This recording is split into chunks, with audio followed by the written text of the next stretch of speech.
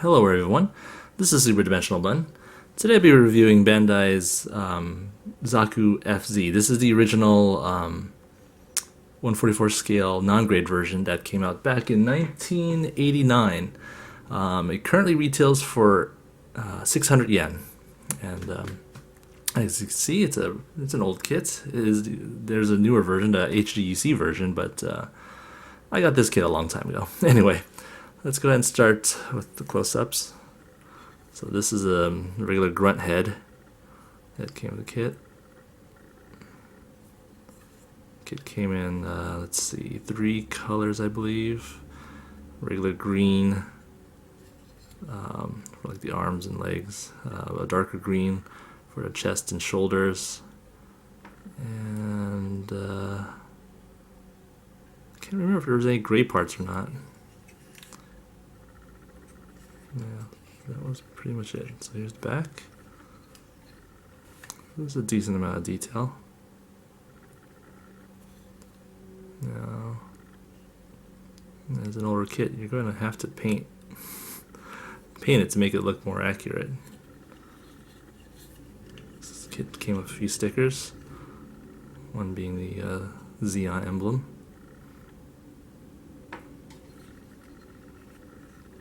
And the shoulder here. It's a split shoulder, just like mini Zaku's of today. Alright, let's go and start with the articulation. So there's an old style ball joint for the head. No problems there. Spins 360, but it has limited up and down motion. The arms spins 360, of course. Oh, it's a little tight. Oh yeah, I guess I broke this one a long time ago. There are 2 pegs that connect the shoulder pieces. One of the pegs are broken here. The arms have a swivel or a peg, I guess. It's not like normal pegs you get in the high grade versions these days. You can't pull it out. Once it's in there, it's in there. Okay, the elbows. Not quite 90 degrees. And the hands are connected by a ball joint. It's a polycap, so no problem spinning 360 there. Yeah, here's take a look at the articulation of the shield. Now, I can't remember if there's there's a little old yellow polycap that fits in there. These were polycaps. All polycaps that were included with this kit were yellow.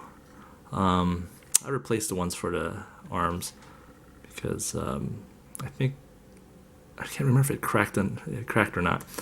They're pretty old style. All right, another nice bit of engineering on an old kit is that the waist can turn pretty much 360. You can take it apart right now and show you. See, there's the yellow polycap. Here's my paint job. Alright, let's put that back together. Now, legs. So the skirt armor does not move. It's an older kit, so that's how they made it back then. Okay, let's take a look how far out it goes. Not very far. Not very far back either. Let's see. That's as far back as it can go because of the skirt armor. Now you can bend the leg maybe about 45 degrees. That's right. Let me show you how far apart the arms can go, and that didn't feel right. Okay.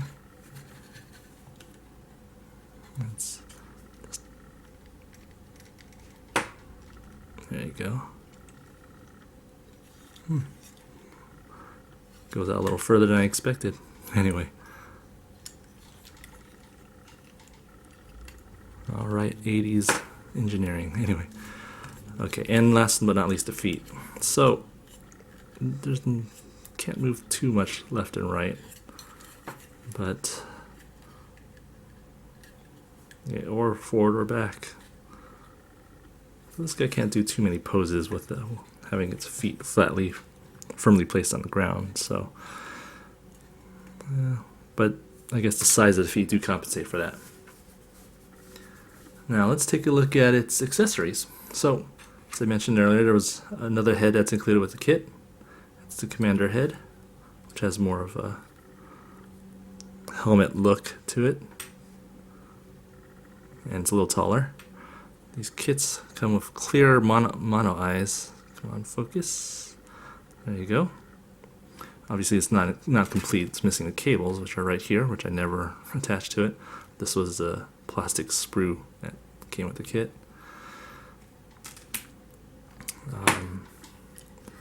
Yeah, even the cables are made out of this yellow polycap material, which is harder than the regular gray polycaps that you get nowadays with the modern high-grade kits.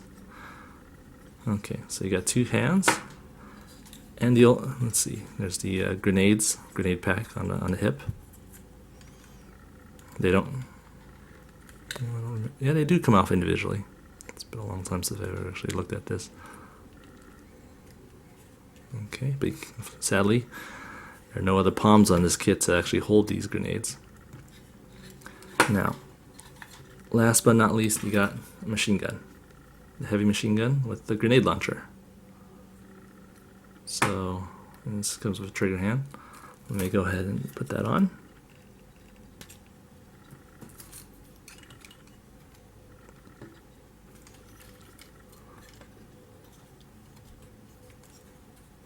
Alright.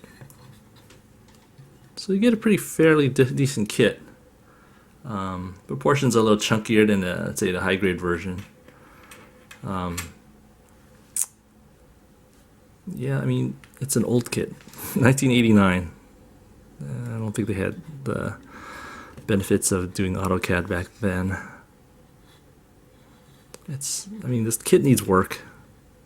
Let's just go straight to the pros and cons. So, you get a fairly decent kit. I had fun making this kit. You learn a lot.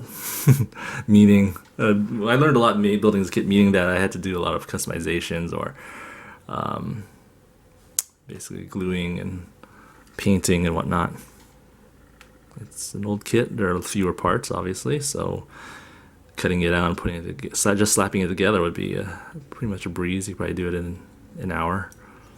But to make it look good, you're going to put a lot of work into it. It seems we're right in the middle of the legs, and with some Zakus these days, the seam was right down the side of the legs. So it kind of made it a hassle to match up the parts when you're gluing. You either need to do a lot of filing or a lot of puttying. But yeah, I mean, truthfully, I don't think I'll be getting the high grade version of it. I'm pretty satisfied with this kit by itself. I know it's very limited in articulation, but yeah. I mean, that just 600 yen. I always thought it was a good price. I got this one quite a long time ago before the high grade kit came out, and after building this kit, I don't feel the need to actually get the high grade version. Cons, of course, painting. I think the polycaps in the elbows cracked, so I actually used some leftover polycaps from some other old kits I had. Painting, obviously, well, I mentioned that like 5 times already.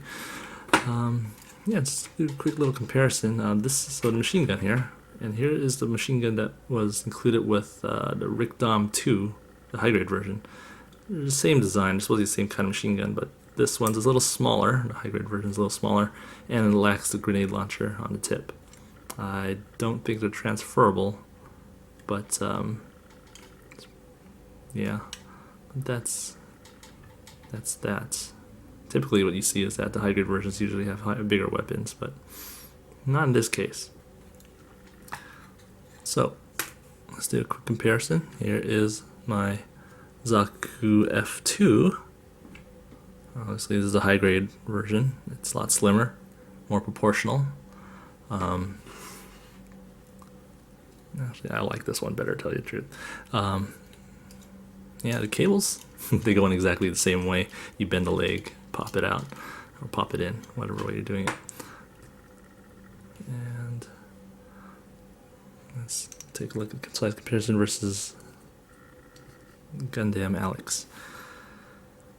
So, yeah, it's a little smaller slightly smaller than it should be, but a lot wider than Zaku should be. But it's an old kit. Yeah. Take a quick look at the back. It's a decent kit, I'd say. I mean, if you like the design but don't care too much for it, or don't care too much for articulation, definitely get this one. 600 yen. I mean, it feels like kind of a steal, but definitely something you can learn with. Sorry, something to play around with. I mean, if you could find it for $6 in the U.S., sure, why not? Especially if you don't already own the high-grade version, or if you want a little army of Zakus. Yeah, this is definitely a good buy. Posability is okay. Oops. Just wish he had better hands. Maybe you can get the new, what was it, Gundam, not build fighter, whatever hands that are out nowadays. Probably replace these hands. But anyway, there you go. I hope you enjoyed this review. Tune in again next time. Happy modeling.